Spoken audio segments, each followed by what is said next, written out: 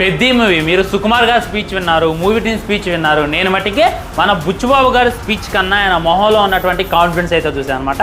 ఆయన ఒకటే మాట అండు, ఎక్కువే మాట్లాడలేదు.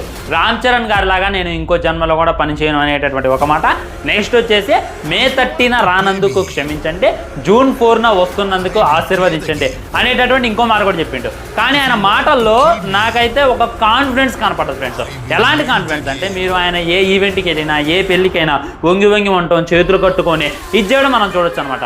కానీ నిన్న ఆయన భుజాలు ఎత్తుకొని కనపడ్డాడు, మొహంలో ఒక కాన్ఫిడెన్స్తో అయితే మనకైతే వినపడ్డాడు. రీజన్ ఏంది అని అంటే ఆయనకు తెలుసు, లైక్ ఉప్పెన అనేటటువంటి cinema debut movie, debut hero అనమాట. ఆయనతోనే 100 కోట్లు కొట్టిండు. మాటలు కానే కాదనమాట. కానీ ఇప్పుడు చూసుకున్నట్లయితే నా చేతిలో గ్లోబల్ స్టార్ ఉన్నాడు, రామ్ చరణ్ గారు ఉన్నారు, ఏఆర్ రెహమాన్ గారు ఉన్నారు, పెద్ద ప్రొడక్షన్ ఉంది, వేరే వేరే కాస్ట్ ఉంది, జాన్వీ కపూర్ ఉంది.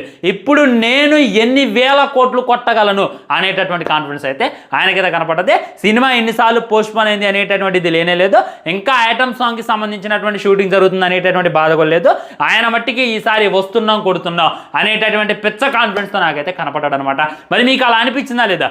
ఎందుకో ఫ్రెండ్స్ ఈ సినిమా కొడితే మట్టికి 1000 కోట్లు ఈజీగా కొట్టిద్దేమో అనేటటువంటి ఫీల్ అయితే నాకు కలుగుతుంది. లైక్ నార్త్ వాళ్ళకి ఒక కొత్త ఎక్స్పీరియన్స్ని ఇవ్వచ్చు, నార్త్ వాళ్ళు మనకన్నా ఎక్కువ ఎగబడి ఈ సినిమాని చూడొచ్చు అనేటటువంటి ఫీల్ కూడా మళ్ళీ మళ్ళీ కలుగుతుంది. ఎందుకంటే ఊరు నేపథ్యంలో జరిగేటటువంటి స్టోరీగా వాళ్ళకి ఎలాంటి సినిమాలంటే పిచ్చి మరి.